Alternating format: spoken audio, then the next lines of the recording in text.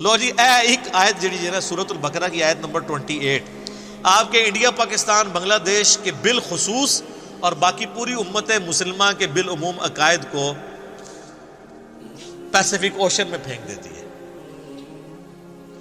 ڈر جاؤ اس دن سے، لا تجزی نفس عن نفس شیئا، جب کوئی جان کسی دوسرے جان کا بدلہ نہیں دے سکتی.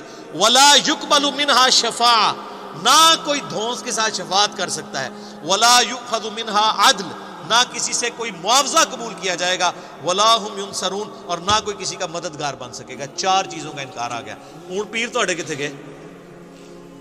تو بےچارے آپ کو ٹھیک ہی تو کہتے ہیں، آپ کیوں نہیں مانتے کہ قرآن حدیث ڈائریکٹ نہیں پڑھنا گمراہ ہو جاؤ؟ بالکل ٹھیک کہہ رہے ہوتے ہیں.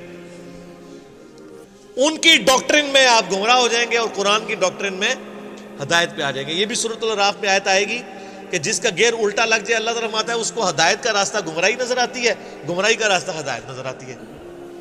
اور اللہ سے ڈر جائیں اس معاملے میں کہ کسی شخص کو گمراہی ہدایت نظر آنا شروع ہو جائے اور ہدایت گمراہی. اور اسی چیز کو قرآن حکیم میں کئی جگہ کہا گیا ہے، شیطان نے ان کے برے اعمال ان کی نظروں میں سنوار دیے. اور یہ بڑا خطرناک معاملہ ہوتا ہے جب کہ شیطان انسان کو نیکی کے کام کروانا شروع کر دے نیکی کے نام کے اوپر، حالانکہ وہ ہو برائی کے کام.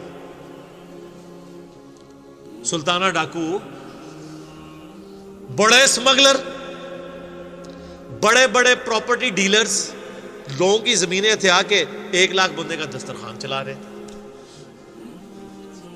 تو شیطان نے ان کے برے اعمال ان کی نظر میں سنوار دی. ان کو یہ حرام کا پیسہ کمانا نظر نہیں آ رہا، ان کو نظر آ رہا ہے کہ یار ہم اتنے غریبوں کو کھانا کھلا رہے ہیں. اچھا، یہ دنیا میں اس کی تعریف ہوگی، اللہ کے ہاں 0 سے ملٹیپلائی ہے. اللہ کو دھونس نہیں ہے نا، یہ روب تو آپ پہ چل سکتا ہے نا. اللہ کے لیے کوئی روب ہے کسی بندے نے 1 لاکھ کو کھلایا؟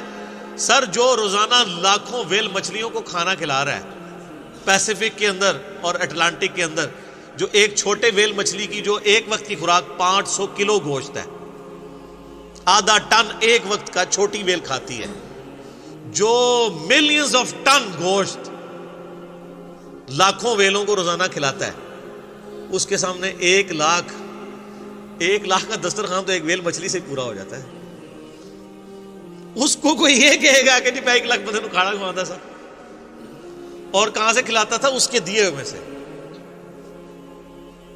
جو اللہ نے اس کو دینا تھا لیکن اس نے حرام کے طریقے سے لوٹا. مرنے سے پہلے اے مسلمان کر لے اس پہ غور، کتابوں کا خدا اور ہے، بابوں کا خدا اور.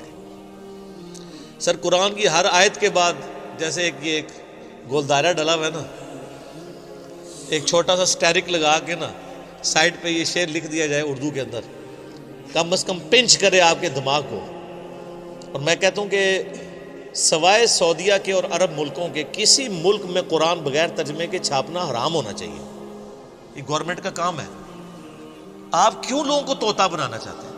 اگر ہمارے آئین میں یہ شک داخل ہو جاتی، میں نے کئی دفعہ ہائی لائٹ کی ہے 73 کے، کہ پاکستان میں صرف عربی میں قرآن نہیں چھاپ سکتا. صرف عربی میں قرآن چھاپنے کا مطلب کیا ہے؟ آپ لوگوں کو یہ بتا رہے ہیں کہ صرف عربی پڑھنی ہے، یہی بتانا چاہ رہے ہیں. تو کتنا بڑا ظلم کر رہے ہیں. قرآن اس لیے نازل ہوا ہے، کہتے ہیں دنیا میں سب سے زیادہ پڑھی جانے والی کتاب قرآن ہے، لیکن اس کا جو سائملٹینیس کنٹراسٹ ہے کہ دنیا میں سب سے زیادہ بغیر سمجھ کے پڑھی جانے والی کتاب کون سی ہے؟ قرآن. یہ اتنا بڑا تماچا ہے اس امت کے منہ کے اوپر.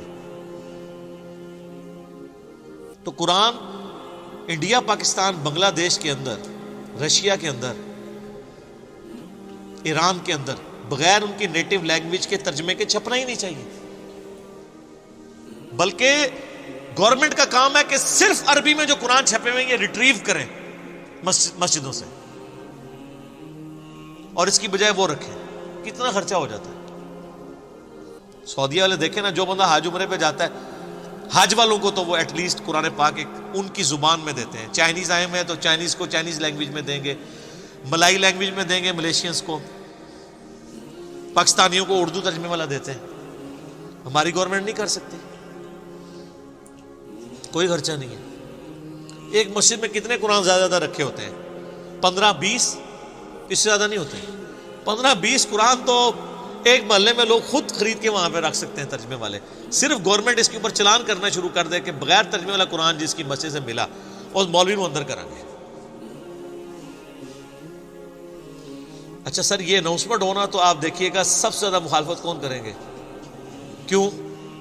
علماء تو ٹھیکیدار ہیں، علماء کو تو خوش ہونا چاہیے کہ لوگ، وہ تو کہتے ہیں ہم اسلام کی خدمت کے لیے بیٹھے ہیں، یہ اسلام کی خدمت ہی ہے ترجمے والا قرآن ہو۔ ان کو پیڑ کیوں ہوگی، تکلیف کیوں ہوگی؟ اڈا بند ہو جائے گا اور ان کو یہ پتہ چل جائے گا بھی قرآن میں یہ کچھ انہوں نے پڑھ لیا کہ یہ مولوی رام خوری کرتے رہے ہو، کہیں گے دیکھو ساڑھے مولوی صاحب تسی بھی تو وہی کر رہے ہو نا، سانو تو تسی ممبر تے چڑھ کے کہندے ہو اور خود آپ اپنی جان کو بلائے بیٹھے ہوئے ہیں اور یہ پرانے کام آپ نے بھی شروع کیے ہوئے ہیں۔ تو پھر ہر گلی سے، ہر مسجد سے انجینئرز نکلیں گے، تو اس ڈر سے وہ کبھی بھی یہ نہیں ہونے دیں گے۔ لیکن ہمت نہیں ہارنی چاہیے۔ میں کہتا ہوں جس کا جتنے انفلوئنس ہے نا، عربی والے قرآن نہیں نکال سکتے، کم از کم اگر 10 عربی والے ہیں تو 10 اردو ترجمے والے وہاں رکھ دیں۔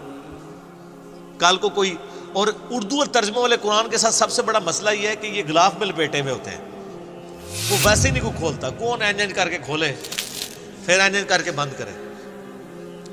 غلافوں کے، غلاف تو دشمن ہے قرآن کے، غلاف نہیں ہونے چاہیے۔ ہاں سامنے شیشہ لگاؤ، اچھی الماریاں بنی ہوئی ہوں، ڈسٹ پروف ہوں۔